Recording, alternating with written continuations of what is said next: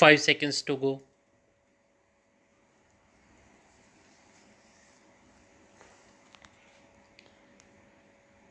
Start. Sir, we would like you to share with us the role which you envisage for elected local bodies in the planning process. At present, there exist many different agencies outside the framework of democratically elected local bodies to whom is entrusted most of the major tasks of urban planning. These include city development authorities and city improvement trusts, besides a number of state government agencies owing responsibilities to the state government above but not to the people below. If planning for economic development and social justice is to become the centerpiece of the activities of democratic local bodies, should all these other agencies be dissolved or merged into the elected local bodies? Or should they be kept separate and above the system as at present? The answer you give should be compatible with our basic principle of maximum devolution. The second point relating to planning is the methodology for coordinating urban planning with rural planning. While it would, of course, be appropriate for urban and rural bodies, respectively, to plan matters which fall exclusively within the irrespective jurisdiction. It has to be recognized that growth impulses largely come from the interaction between urban groups and their rural areas. It is because the linkages between town and country are so crucial to growth that many state governments have established bodies like the District Planning Board or the District Planning and Development Council to identify and strengthen these linkages. The tragedy is that, in the name of coordination, district planning board have been established outside the framework of democratically elected local bodies and generally placed under the charge of a minister appointed by the state government.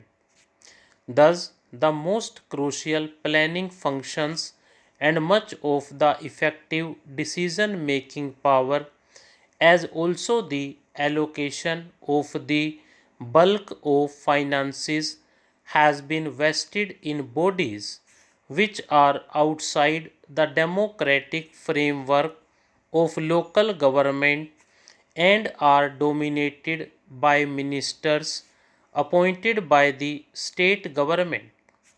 I call it a tragedy because it is through these agencies that the elected authority is bypassed or overruled. In the name of coordination, democracy is being sabotaged. In the name of coordination, the will of elected local bodies is being subordinated to the will of the state government. In the name of coordination, the people's will is being replaced by the will of officialdom. What measure would you suggest to establish a democratic district planning body?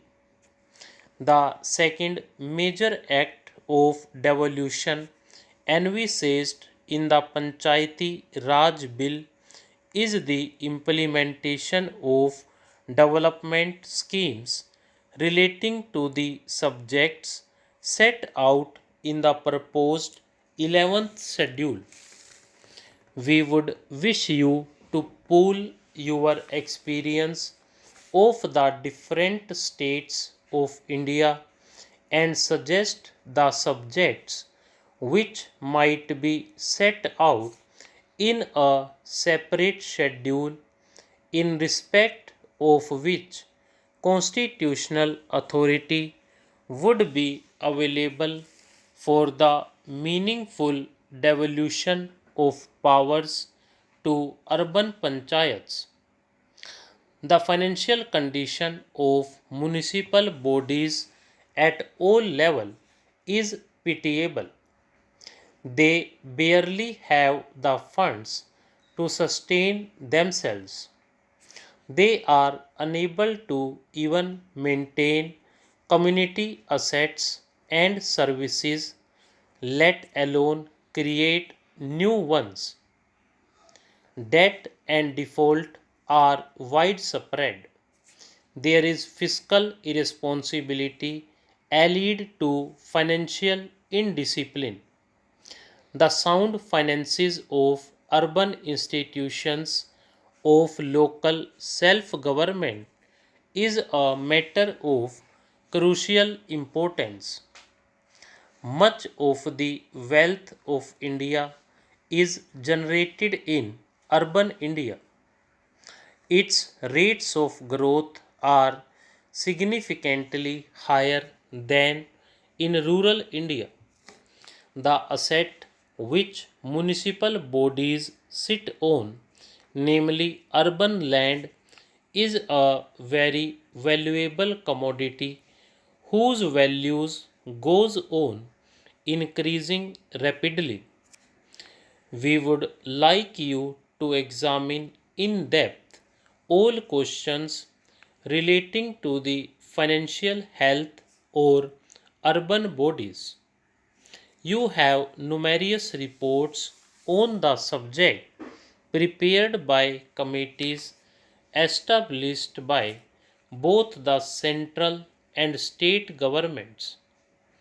You have in the Panchayati Raj Bill the proposal for the establishment of a state finance commission to set out principles on the basis of which taxes may be assigned to or appropriated by Panchayati Raj institutions at different levels.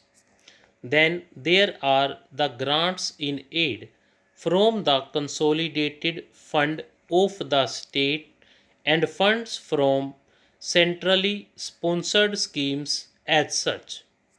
Should the proposed State Finance Commission also set out similar principles for financial devolution to urban local bodies?